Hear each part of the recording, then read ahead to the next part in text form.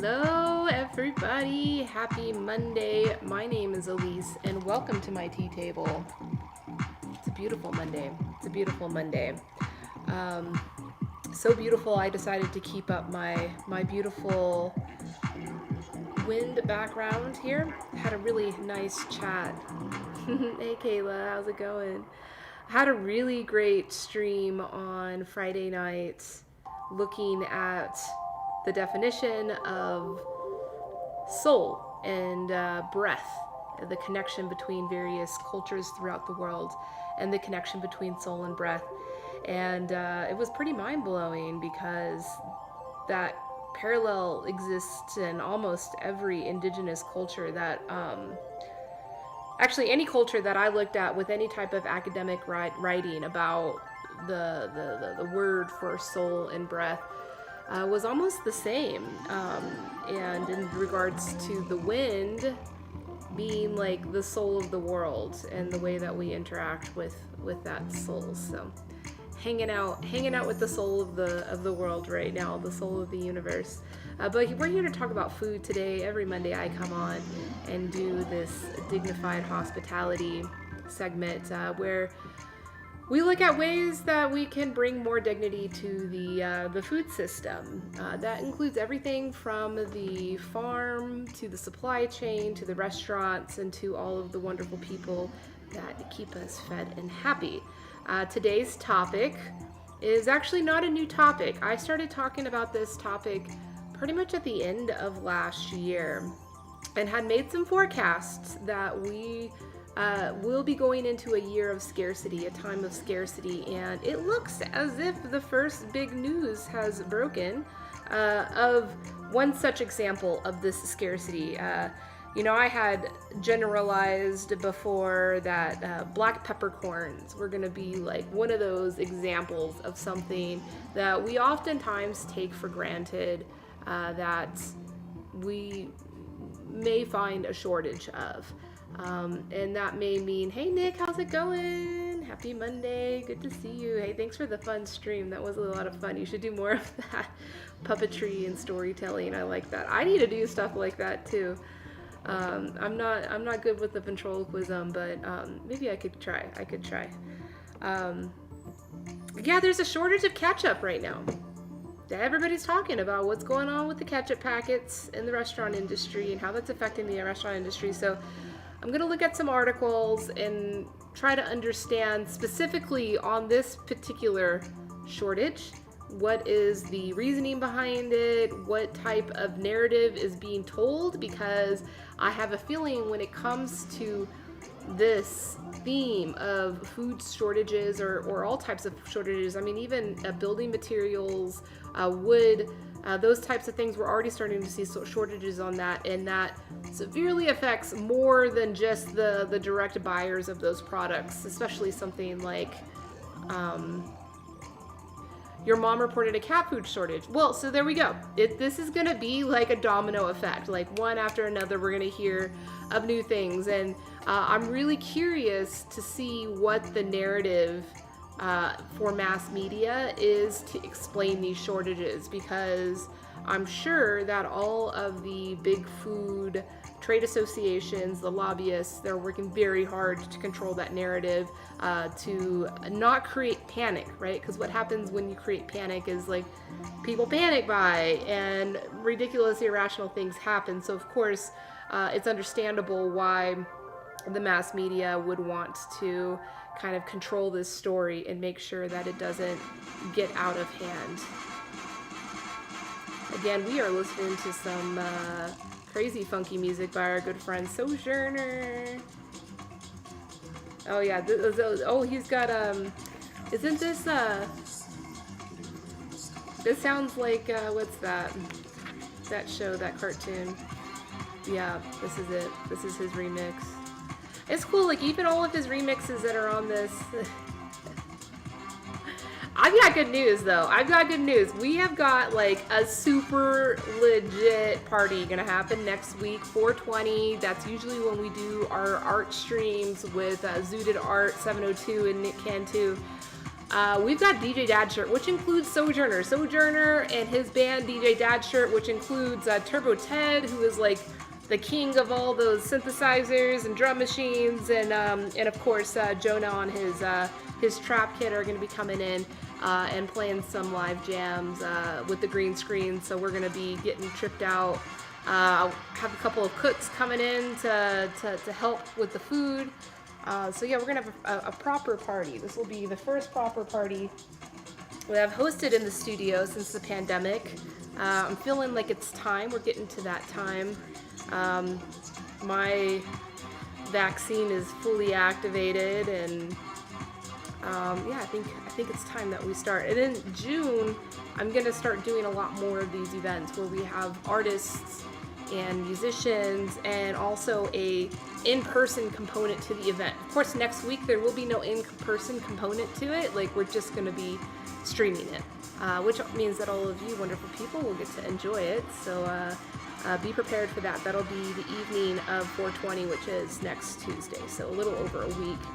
It'll be super fun, Brendan. If you were here, I'd invite you to come be a part of the creation of the madness. But check out the stream. It'll be on Tuesday night, so we'll get nice and irie, and we'll hang out and listen to some groovy, cool music, and get funky together. It'll be fun, super fun. But yeah, have you all heard of any other shortages going on in your own area? I mean, ketchup is the first main one that I've heard. It's made, like, the article that I'll be going over today is actually from CNN, so it's mainstream. Like, this is not just like a little like niche story that's getting circulation right now. This is a major mass media that's telling this story. So, of course, it'll be good to find out what's going on. But again, like, I'm really gonna have a close eye to see like how the narrative is being spun by mass media, to make sure that we don't freak people out. Because I mean, I've got nothing to lose in having people freak out. I think it's smart to be realistic about what's going on versus trying to like move forward with some type of false sense of security that everything's gonna be all right, when actually you know what? Everything is gonna be all right. Dang it! Every time, everything's gonna be all right.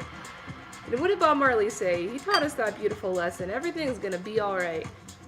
Always. So why be afraid of panic, you know, versus just having real conversations? So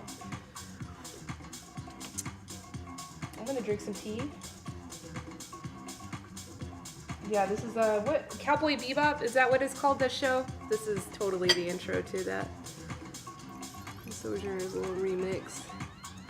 I'm gonna be making some genmaicha. I usually wouldn't be brewing genmaicha in a gaiwan, but I'm just feeling it. I can do whatever I want. I can do whatever I want. It's my tea table.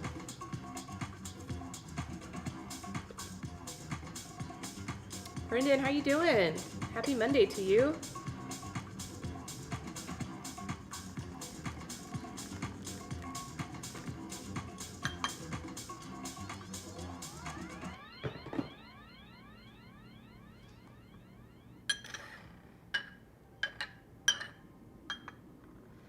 DJ Dad Shirt played a pretty cool set in the patio of Rebar yesterday. It was nice to sit out in the sun. Not too crowded either, which was nice. I was kind of worried it was going to be crowded because, you know, Las Vegas is in full blast, full form. Our past 2 weekends, I believe, we've been completely booked out on the Strip. Yeah, people want to be back. People want to be partying. So, and you know, Rebar is a really popular spot downtown, but you know what? It's like, it's much more popular spot for, ooh, our first mirror came off.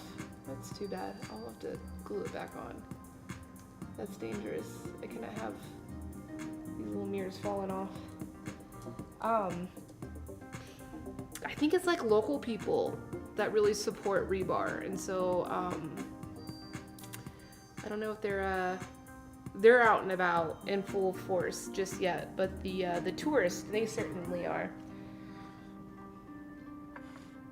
And according to last week's topic, we were looking at there is a work shortage to support the market opening up. And I believe what we're going to read today is having some similar themes to it, similar kind of challenges of our reopening period that's going on right now is happening very fast and very abruptly, and really challenging the whole system, the supply chain, as well as, the workforce to support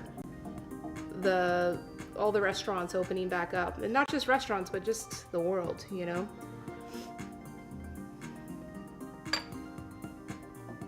Some nice, aromatic, beautiful, clean genmaicha.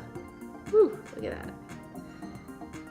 It smells so good. So this is the green tea from Japan that has roasted brown rice in it. So it gives it that nutty aroma. Let me just finish decanting. I didn't quite finish, so get all the rest of this out of here. I don't want it to oversteep. Although, the green tea that's used in genmaicha, is not very strong green tea. It's typically, although this one is a higher quality one, they do harvest it earlier in the season, but typically the green tea that they use for this is coming from the later in the season. The harvest is from later in the season, and so it has, less of all the flavor compounds as well as everything else, But that's why they put the roasted brown rice in it, to kind of add some character, add some texture and some sweetness to it.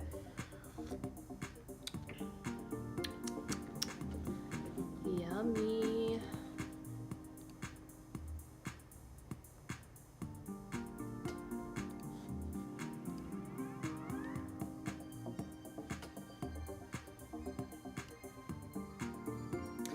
All right, so here we are. Why? Hey Dawn, how's it going? Good to see you. Much love to you. Welcome to the stream. Thanks for saying hi. Yeah, we're looking at this controversial ketchup shortage that's going on in the world. This is an article from CNN published yesterday, so this is relevant. This is not last week's news. Next week it's going to be something else. But let's try to understand what's going on with the ketchup. What is going on with the ketchup? So again, this is coming from CNN, written by Zachary B. Wolf.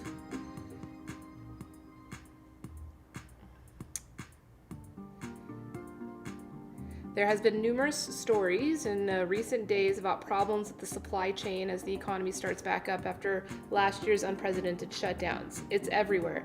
A ketchup shortage caused by a lack of packets caused by the pandemic-fueled increase in takeout dining. All right, so here we go. It's because of all the takeout dining. The idling of GM plants because of a delay in computer chips. Those problems are exacerbated by specific problems like the ship that blocked the Suez Canal. Okay, yeah, let's all blame the Suez Canal. The what was that called? The Ever? That was the ship was called, yeah. And the winter storm in Texas. Everything is connected, and a hiccup here or there can cause delays and price increases for you and me. Granted, remember, I made all those predictions about scarcity and shortages in our food supply chain before either of the Suez Canal issue or the storm in Texas. So again, I'm going to be particularly cautious of looking at like the narrative and the spin on this story. So that's why I'm kind of being critical on it. To understand what's going on and how long these types of shortages will last, CNN went to MIT professor Yossi Sheffi, who wrote the book on COVID and the supply chain. Oh, that's interesting. I'm going to check out that book. That book seems super relevant. Okay, so this is the interview. Okay, so the supply chain is the process of building products. You can look at in terms of three basic flows. So the physical flows, material is mined and made into, say, iron ore, which is made into metal bars, which are made into a carburetor, which is assembled into a car engine, which is assembled into a car, which is sent to a dealer and bought by a consumer. At the end of the life, this car will be disposed, hopefully in a responsible way. Similarly, agricultural products are connected by wholesalers, sent to factories that make soup, sent into warehouses for storage, distributed to retail stores, and bought by consumers.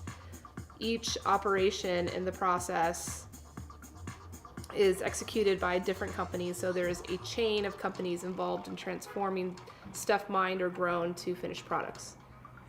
All right, yeah, this is all simple.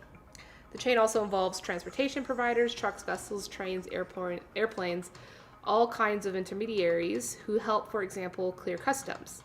Wholesale operators where parts or products can be stored until they are used or sold. So this is kind of where TLIT falls into.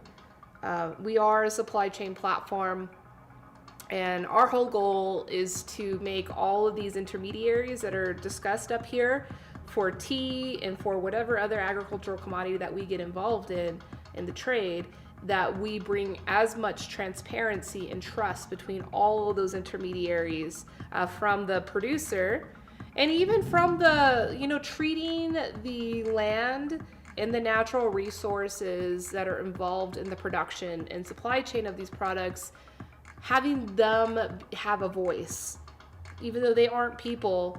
And this is kind of connected again to last Friday's talk.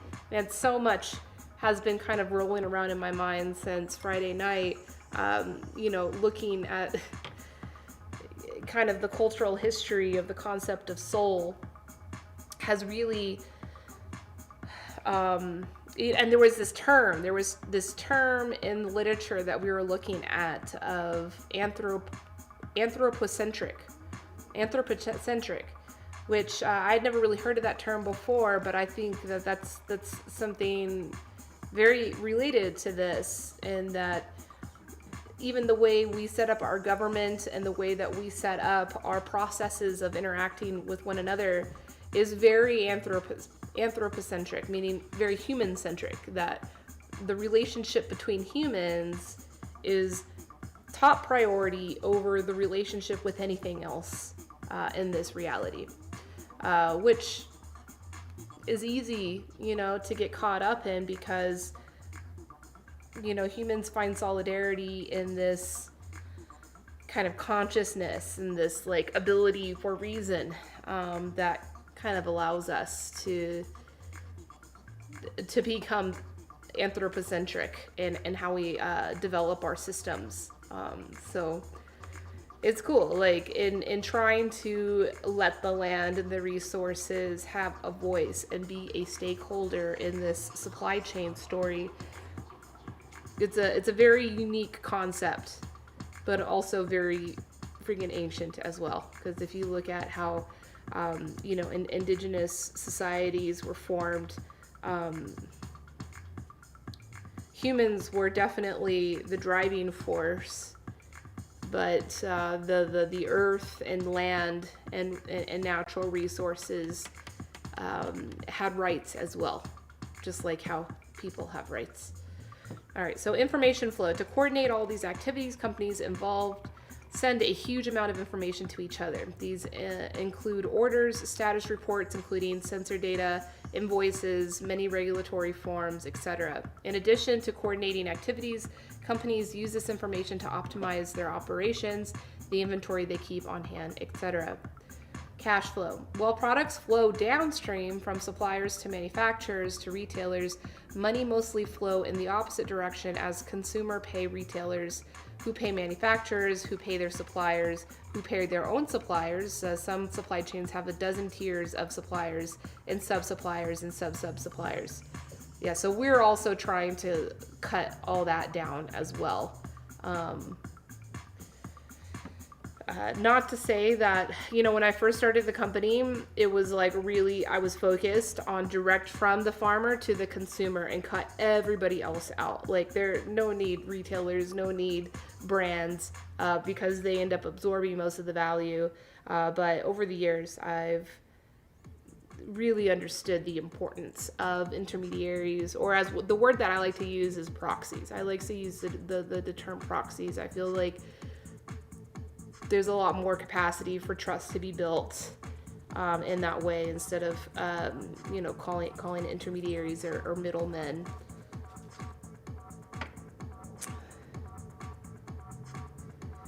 So when we hear about Ford or GM idling plants, a ketchup shortage, or an extreme price jump in lumber, what does the supply chain have to do with that? He says the auto plants are idling because the auto companies need the parts that go into the cars. In the last 100 years or so, all companies outsourced a lot of their operations. Thus, auto companies may not build airbags, glass windows, seats, and most other parts of a vehicle. They buy these parts from companies that specialize in these items and assemble them into a complete car. And you need all the parts to make a complete car. The shortage of chips means that most suppliers cannot build the dashboards, brake pads, safety systems, and many other systems that are a part of a modern automobile. As an aside, note that several years ago it was already the case that the value or the electronics in a car is much higher than the value of the metal. Which industries are particularly hit hard by supply chain issues? The closer the industry is to the consumer, the harder it is hit, but every industry is hit. Even if you are in mining, you need heavy equipment that cannot get because the chip shortage. And if you're in agriculture, you cannot get some of the chemicals you need because of port congestion, lack of containers, lack of maritime capacity. It seems like many of the supply chain issues today have to do with the economy becoming to emerge from COVID. As these temporary blips, are these temporary blips, or will there be a permanent changes to the price of lumber, say, or the way we obtain ketchup? What we are seeing now is a phenomenon called bullwhip effect. During the pandemic, many industries reduced their orders and suppliers reduced their orders and capacity even further because they anticipated that future orders will also be reduced. When the economy came back, there was no capacity to snap right back. On top of it, ports got congested and we have transportation problems. Yeah, it's like the perfect storm. Everything just adding up. It's not just one thing or the other. Is it possible to anticipate where the next hiccups in the global supply chain will occur? No, however, companies can and do prepare in generic terms, and that's the reason why, it's so urgent that I travel to Asia next month, and now it's just in a few weeks. That's coming up fast, so that we can game plan B, plan C, plan D, because my only goal with TLEP is to make sure that we can maintain stocks and also maintain price too. That's a very big goal for me. Not only that we can keep tea stored in the warehouse here and ready for orders, but that it can be at the same price as what all of our buyers are used to, because even a 10% price increase can really have a dramatic effect on a business's ability to buy product, because this industry, especially the tea industry, we've talked about it several times before on this platform, has a very small profit margin, so there's not really a lot of room to move. And so what that's going to mean for all of us as tea lovers and as connoisseurs of products is that we will see an inevitable increase in price. Like, not only will we see product running off of people's catalogs, their brands' catalogs, but we will also see some prices going up. My goal is to make sure that doesn't happen, because we are already priced at like the higher quality, level of the market. We don't have branding built into the price of our tea. All of our tea is the farm direct price. So, some of the growers have had to increase their prices, which I think is great. I always want to make sure that the growers are making more for their products, but due to labor shortages last year and just most of the year being unproductive for the farmers that we work with, they're under a tight, just like every business, under tight pressure to realize more revenue and more profits, and cover for higher costs, So like this article mentioned chemicals. There could be shortages of chemicals for, Most of the growers that we work with don't have that specific issue, but it takes a lot of different things, more than just chemicals, to produce an agriculture product. There's the labor issue, which everybody's wanting to pay their labor more now because people have been out of work, and a lot of the tea growing regions that rely on families that are living and supporting the tea garden and the work there, they have more people in their house right now to take care of, because a lot of the young sons and some daughters, but mostly the sons in the family, the younger men in the family, for over a decade now, have been sent to the city, not only to go to school, but to work and send money back. So a lot of these people lost their jobs, when the major cities shut down, which India, in particular India, if we're talking about India, is being really hard hit by the pandemic right now. I'm almost like, I'm grateful that I'm vaccinated. I should be, safe to travel, but, India is dealing with a fast increase in the number of cases right now. So these cities are all still kind of in a shutdown form. They're not as shut down as they were last year, but they still are, working from home. A lot of people have tech jobs, they can work at home. A lot of people were let off. If they were in school, they're no longer going to school. And so they had to go back to their hometown, their home village, to be with their family.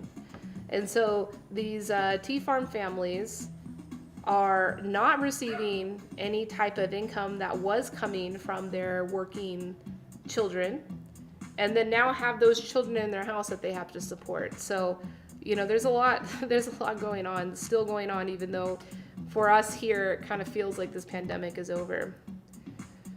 One fear related to massive scale of the recent U.S. COVID stimulation is such a large infusion of cash in the economy could lead to inflation. Will supply chain issues lead to inflation? It is already happening. Global supply chains are responsible for lower cost, but restrictions on trade will exacerbate the problem, and I think we are already seeing inflation rearing its ugly head. All right, so inflation is coming, so, just be smart. I'm not trying to, panic anybody, because everything's gonna be all right. Everything's gonna be all right. Always, always, always. Everything's gonna be all right. So, but, you're going to be so much more grateful if you are prepared for these things, and if you have, your strategy in line, and especially if you're running a business, just being steps ahead is really going to help you through this. It's not the end of the world, but it's something that we must engage with and understand. How will the pandemic change the way businesses build their supply chains? A lot less than people think. Politicians and many in the media are calling for companies to build up large inventories just in case something happens. It's almost too late to do that. It's almost too late. We really should have been doing this in the middle of last year, spring, summer. But how were we to predict how the pandemic would have gone and all the challenges that would have come from it? It's, we can't put anybody to blame to it.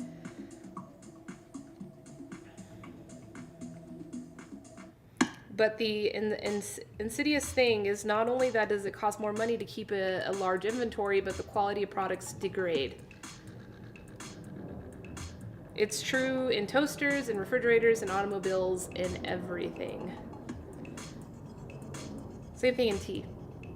If you're just running a generic tea company and I just need to increase my supply for the sake of increasing supply. Yeah, there are suppliers that you could go do that with, but the quality does go down as you start increasing the scale that you work in.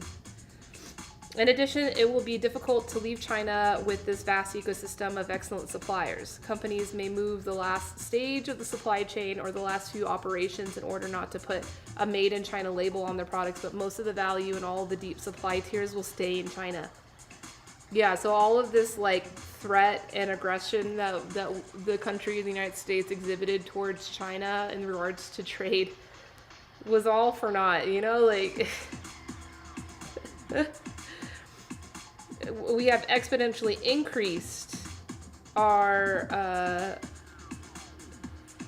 dependency on China as a supplier. Should the government have seen this coming, and what, if anything, could the U.S. be doing? He says the government should have been much more aware of the lack of PPE and ventilators. Other than that, the supply chain worked exceedingly well.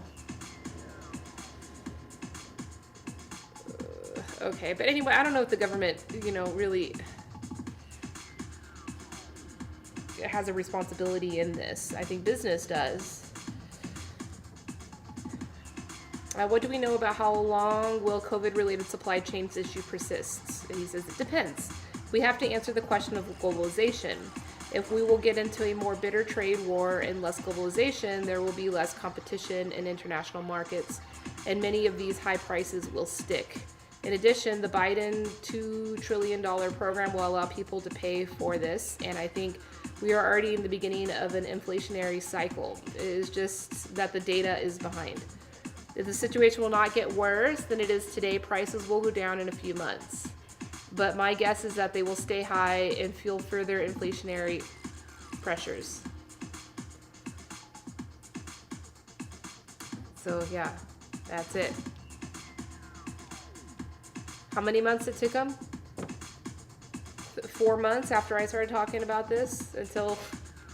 I guess the lumber shortage, people have been talking about that for a while because that's been an issue for a while, especially like the building industry, developers that are developing new properties. These cycles of development happen like over very long periods of time, at least 5 years from when a developer starts putting together the money with the investors and starts doing the planning, working with the architects. And then they start working with construction of buying the materials and building out the projects. So, there are a lot of development projects that were already sealed and started 5 years ago. What the hell did we know about a pandemic 5 years ago? Nothing. We knew nothing about it. We were actually flying high 5 years ago in regards to building materials and all of that. We had a very clean supply chain going on. Everything looked like it was going to be great for many years to come. And so all of these development projects that are already funded are now, on hold. A lot of projects are on hold now, not because they don't got the money, it's because they can't even get building materials. It's the materials costs have gone up. And so a lot of developers are navigating that process and reconciling that. But it doesn't matter how expensive something gets if it's not available. So it's a big issue. Hi Shiloh, good to see you. Happy Monday. I hope you're doing wonderful. We're talking about the ketchup shortage. There's a ketchup shortage. And just, kind of taking a look at the narrative around this problem, because this is something I've been talking about for months. The scarcity, kind of this age of scarcity that we're going into, which I don't think that any of us should be afraid of. We should embrace it and walk right into it without fear. But it's just, it's kind of interesting.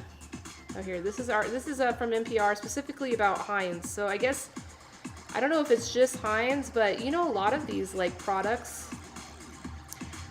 products, like ketchup in a packet, is very centralized, even though there's different brands and different white label, when you go to the grocery store and they have the grocery store brand that you can use. A lot of those things are all produced in the same facility. Same product, same ingredients. There might be a slight tweak in the formula that they used, but ultimately it's the same. I've actually been to a factory that does ketchup packets. I went to one in LA when I was in college in my food science program, and we went to Golden State Food. Golden State Foods is, they're actually the food factory behind McDonald's. So McDonald's, we know McDonald's. We've all known that since we were children. Good job, McDonald's. You've built a brand that we can all be proud of. But even though they do like the final step of cooking at McDonald's, most of the processing of the food happens at a factory. And the name of that factory and that company is Golden State Foods. So if you ever see a big 18-wheeler truck, it says Golden State Foods on it, that's McDonald's. Like, they're going to deliver McDonald's stuff. This particular factory that we went to, like, there's lots of these golden food factories, because like everything from the buns to the burgers to the sauces to the fries, all those things all have to get processed and packed, and they usually have like one factory that focuses on one thing. And so the factory that we went to did just the ketchup packets. Oh my goodness. Big factory. And yeah, when we were there, we saw that there was several different brands of ketchup packets that were being processed there. It wasn't just the McDonald's branded ones. Oh, that's a good viewpoint. I like that. Shiloh says, a shortage sometimes provides the opportunity to let a resource regenerate. Exactly. Yeah, we shouldn't be afraid. I mean, McDonald's is afraid. They're afraid if they can't give you ketchup packets with your order through the drive-through. That will ultimately, in a great way, affect their sales. And people are like, I can't get ketchup at McDonald's. Like, I know that seems like a simple little petty thing, but like it will affect people's perception of the brand. Which brands like McDonald's, big box brands, the main thing that they guarantee in their brand and the value that is stored in their brand is not so much like the quality, like, oh, I think of McDonald's and I think of the French fries. Like, some people might think that, but ultimately, what big box brands offer is consistency. So, if you're a busy family and McDonald's is like a legitimate source of sustenance for you, as it is for many families, that family that's so busy, like, they have entrusted their sustenance to this brand because they know, like, every time they go through a McDonald's drive-thru, no matter where they are, no matter how rushed they are, what's going on, they're always going to have the thing that they know they can get and they know that they will like. You have a ketchup package shortage, and the employees have to start being short with the customers about, hey, there's no ketchup. Like, yeah, that's a big problem for their brand.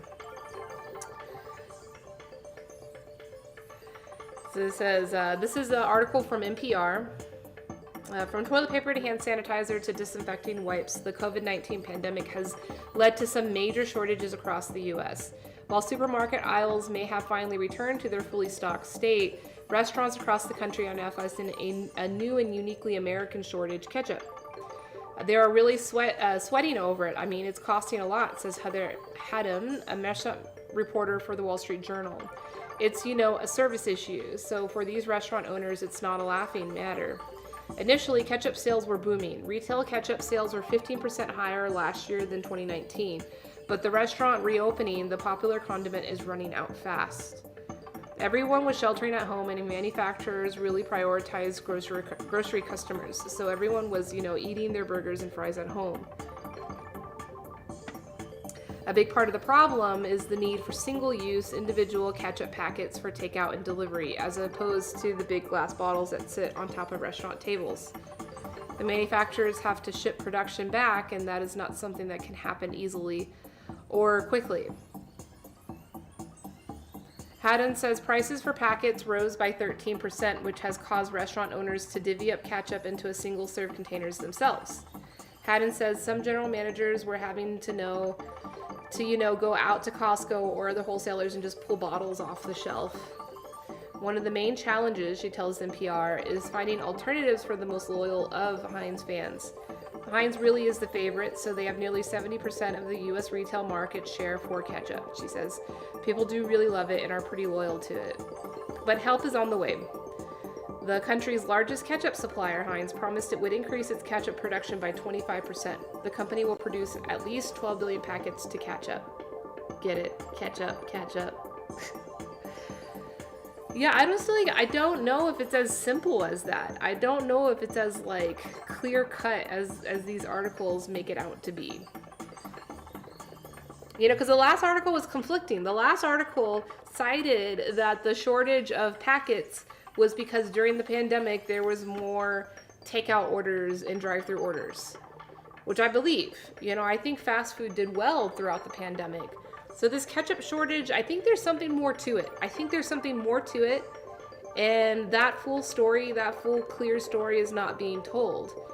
Because the real story is probably something very scary for the commodity industry, commodity business, for McDonald's, for the fast food industry, for big box industry. Because they're saying it's from packets itself. So, like, there's not a shortage of the actual sauce. You can get it in bottles. It was just like a production thing. But it's like, I don't know if let's see if we can see it here. If I can pull up some data on the sales of takeout. I know Yelp has some pretty good data around that.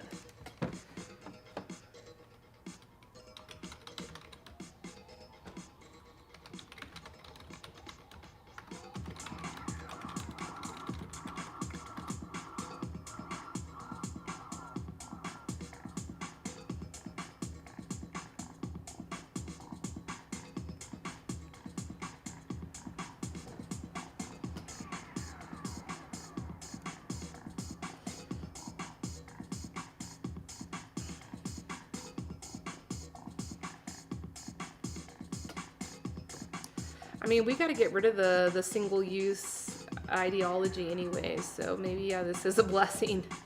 But there's got to be something to it, because, like, I'm sure that Heinz and all these guys, they kept making those single-use, because that was, like, for the pandemic, that was the only COVID-safe option that restaurants had, right? Like, restaurants were not giving you a full bottle of ketchup to fill your own cups to go.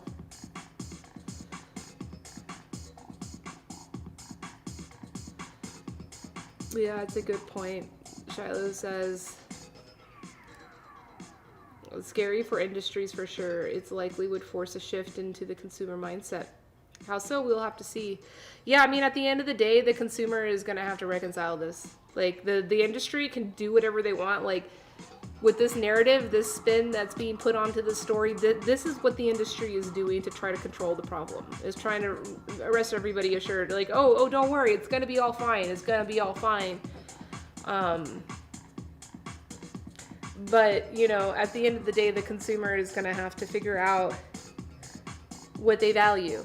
And you know, like, if a ketchup packet, if fast food restaurants are going to have to start charging you 20 cents a ketchup packet or 25 cents a ketchup packet, which I think a lot of restaurants have started doing that, but if that becomes like a ubiquitous thing, like, the consumer is going to, at the end of the day, reconcile what's going to happen after that. And all we can hope is that everybody makes the best decision possible for them and their families and their communities, and doesn't let outside information affect that decision. Hey, Love Tour, good to see you. Welcome, aloha. Thanks for coming to this stream. Now we're talking about a ketchup shortage. Did you hear about that? Have you heard about the ketchup shortage?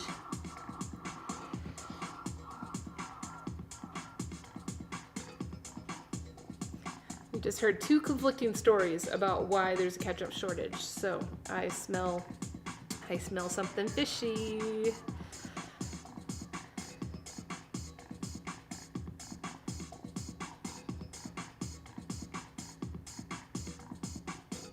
Your day was strange. Well, I hope that your day can be more unstrange. I don't know. Like, do you not like strange? I kind of like strange. I don't like stressful, or I don't like scary.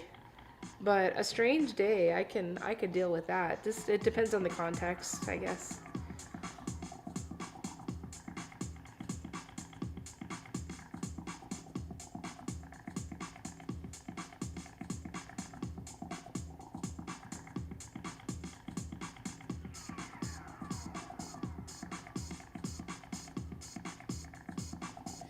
Uh-oh, well, if it's a secret, maybe you should keep it a secret.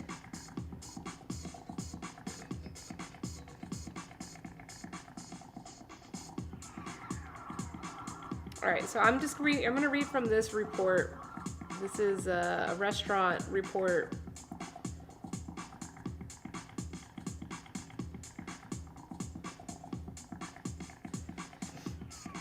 So it says, unlike which guy? Which guy are you talking about, Love Tour? Unlike past disruptors, such as the Great Recession, for instance, what made COVID so unique was how it stripped capacity out of dining rooms through mandates. Restaurants were crippled by softened demand, the economy, or spending trends they couldn't seat guests.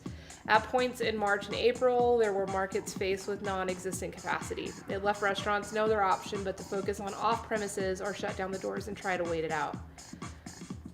Roughly half of full-service operators in the association's report said that they devoted more resources to expanding off-premises business since the onset of COVID. The shift was well received by consumers as takeout and delivery were already part of their day-to-day habits. Now, 53% of adults say purchasing takeout or delivery food is essential to the way they live. This is a statistic many restaurants currently embrace as they invest in accessibility, opening channels to get food to guests in additional ways, like curbside and digital ordering.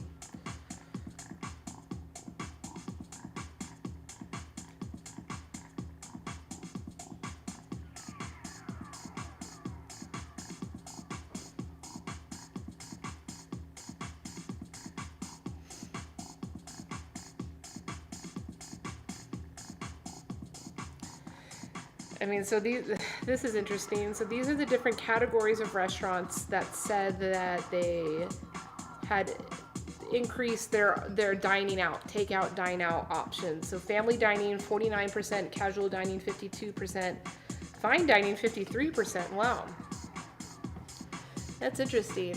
I mean, maybe this stat is, and then quick service is only 35%. So I think this stat might be tainted because, like, maybe only 49% identified that they had increased their amount of takeout off-site dining, but only 53% of quick service had that option, which most dine out already was quick service. So less people in quick service had to change their infrastructures to cater to the needs of the people, while like fine dining really doesn't have any kind of takeout option.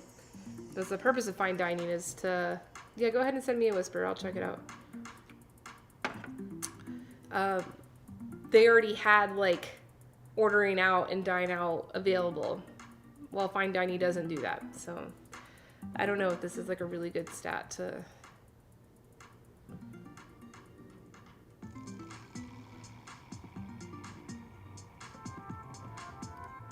see. Okay, so here's a better, okay, so of the,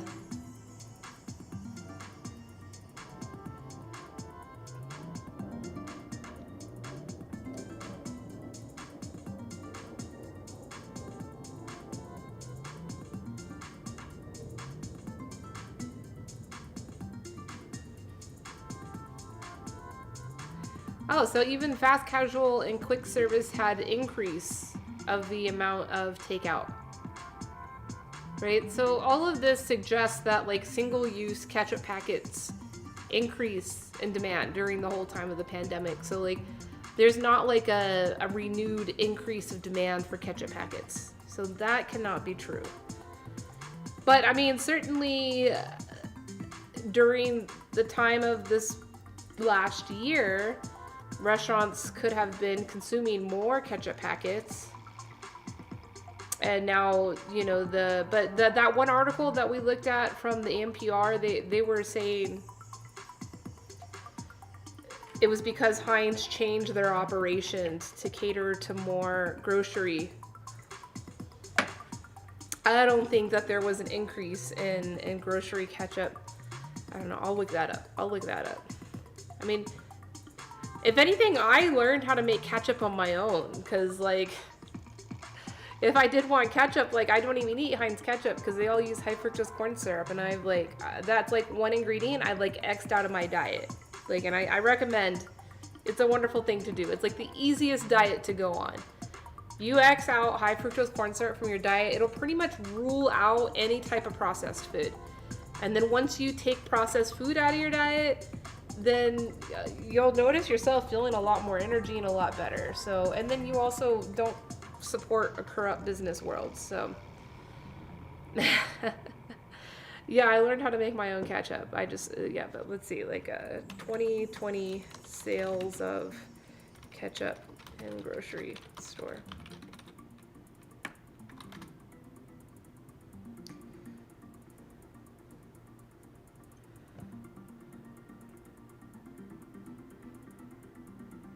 Oh, wow. So there was a 15. Yeah, there was a 15% increase in retail ketchup. But even a 15% increase from 2019 to 2020, that's what this is, a Wall Street Journal article, which I believe was cited in that other article that we looked at.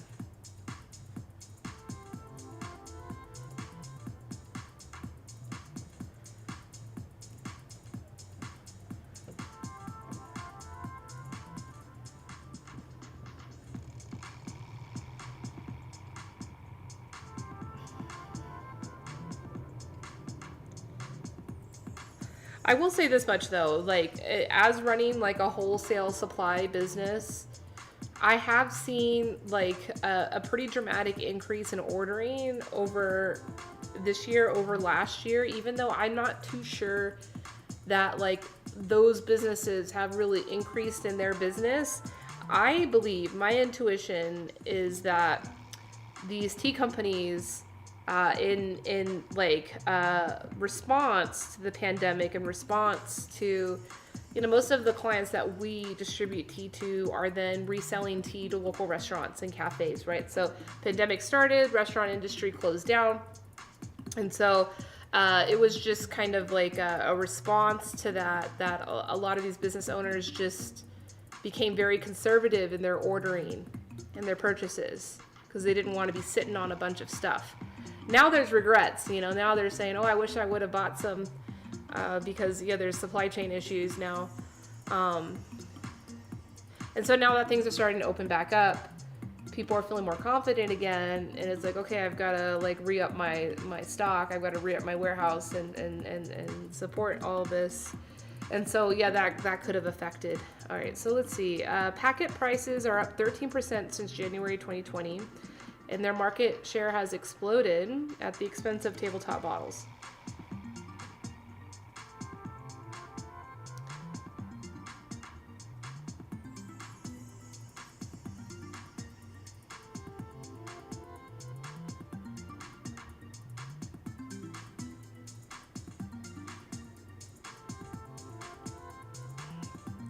Yeah, I mean, I kind of like it when you go to restaurants, but I mean, I guess that's still not COVID safe.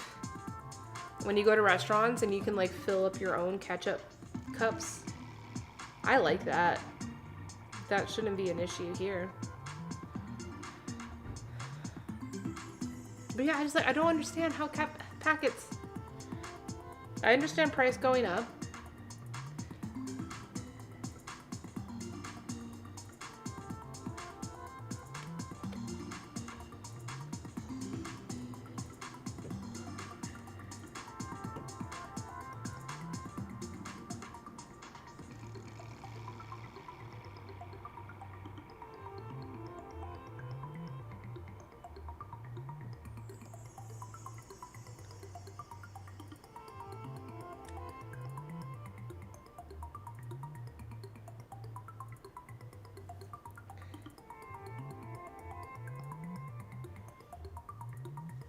Yeah, I'm just looking at a report of Kraft Heinz. So I guess, yeah, Heinz is owned by Kraft. Kraft is a huge, big food company. It's like their profit earnings report from Q3 of last year. They are just like awesome, doing awesome. Up 4% in pre-market trading.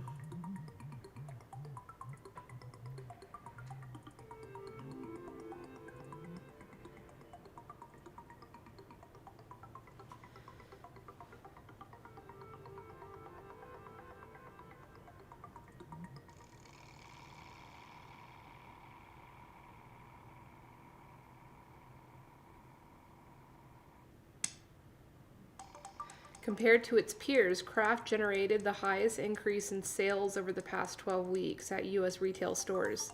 It rose 9.8% for Kraft, 5% for Kellogg, and 8.7% for General Mills.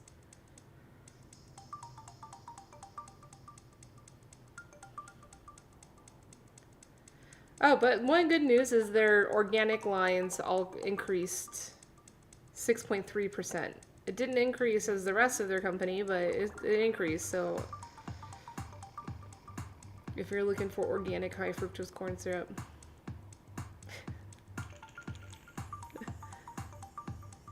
Yeah, there's like no clean ketchup out there anyway, so this is kind of a good thing. Learn how to make ketchup is easy. It's so easy. You don't even have to like turn on a stove or anything to do it. You just, you take a can of tomato paste, you add in some vinegar, you add in some Worcestershire sauce, and you add in some salt and some sugar. You can even use maple syrup. You can use anything you've got in your kitchen. I bet you, whatever you got in your kitchen right now, you can make some ketchup. And if you want help with it ever, you can DM me. Yeah, you can make it out of tomato paste. It's no problem. And you can make it more tasty. You know, so like if there's certain herbs or spices that you like and you want to add that character into it, it's so easy. So easy. So yeah, if you're, yeah, Kayla, you can make ketchup anytime you want. It's easy. And then once you make the ketchup, then you can make like a katsu sauce. That's like a kind of spicy, tangy, yeah, make yourself some maple syrup ketchup. Yeah, that's what I did last time I made ketchup. I did it like that.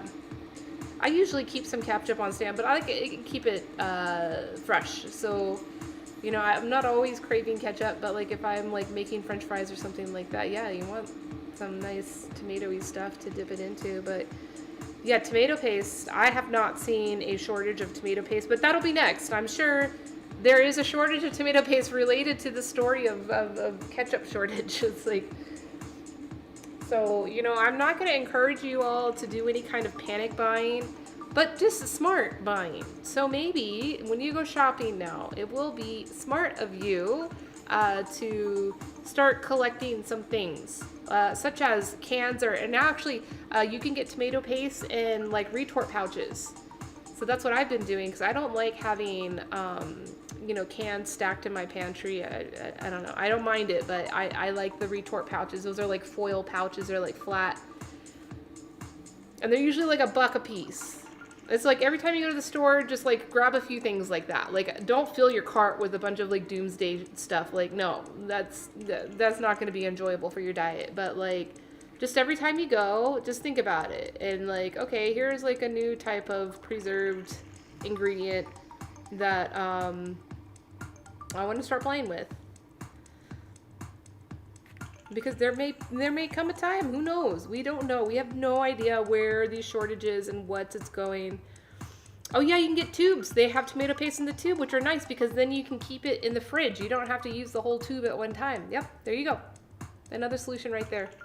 And like when you make ketchup, yeah, you can heat it and you can, you know, try to make like a proper sauce with it. But the tomato paste is processed in a way that it easily, you know, dissolves into whatever liquids you put into it. So you can just put it into like a bowl and just mix everything with the spoon and just Google recipe.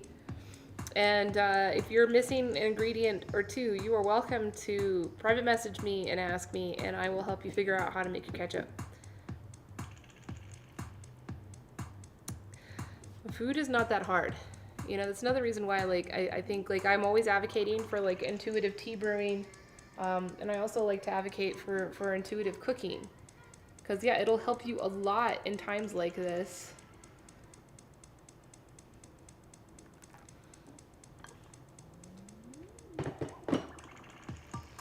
But it's going to be funny. It's going to be funny when, like, all of the, like, like, Gen Z millennial entrepreneurs get in the game of, what do I keep in my pantry? Yeah, I can tell you what I keep in my pantry. I actually wanted to make a cooking show series, and I may still do it. I actually have, like, a bunch of video that I've already recorded for it, where, I may even just like live stream, like walking through the grocery store and all the things that like I keep stocked in my pantry. It's good to have a healthy mix. So like I do my shopping like once every 6 or 7 weeks. I'm not like constantly going to the grocery store. I find that I save money when I do that. If I'm like constantly buying and ordering out and constantly going to the grocery store, I can't control how much money I spend on my food. But, and yeah, it's a mix. It's maybe like 65% pantry stuff, and not like processed pantry stuff, but like raw materials.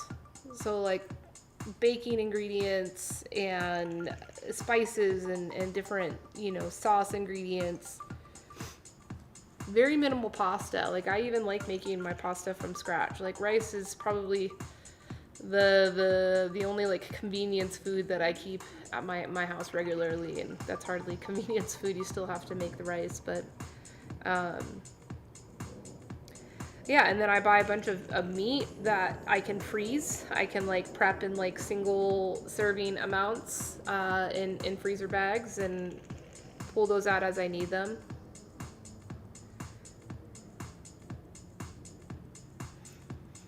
There's actually a streamer who recently started streaming, Hungry Wolf. He hangs out with us here sometimes. He's been doing a lot of that type of streaming, like really, you know, he does it for himself. Like he's a cook and he's a cook instructor, but even just for his own kitchen, you know, living in the Bay Area and having to like eat on a budget, and he feeds his roommates, he's learned a lot of tricks.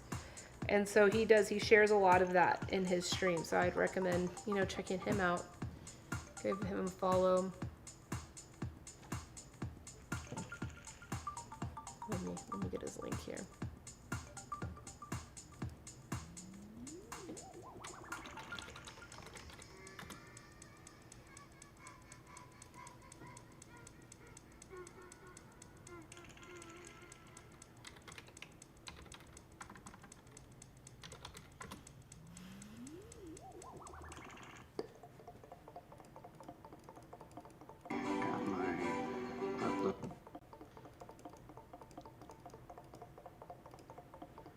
He hasn't been hanging out with us for a little bit.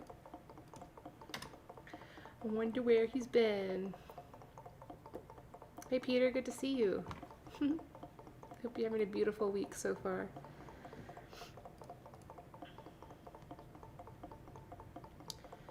Where to go? I'm gonna go hang out in Topia. And actually, I will give you all that link if you want to come hang out with me in Topia. We do our Monday night tea hang. Yeah, Brendan, if you're at your computer, you're welcome to. It is the time. Yeah, 17 minutes late, but I wanted to finish talking on this topic before heading over there.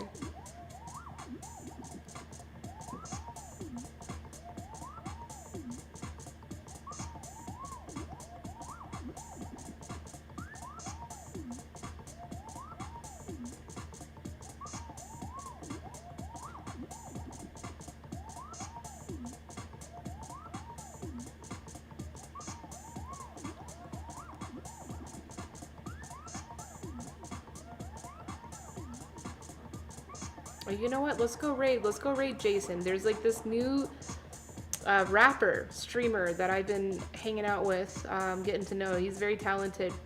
Let's go raid him. I've never raided him before. Give him some love.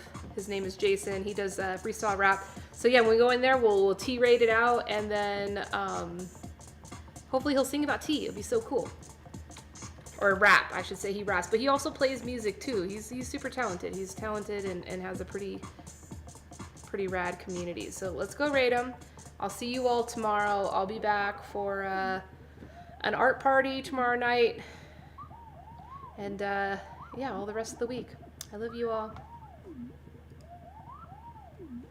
Bye.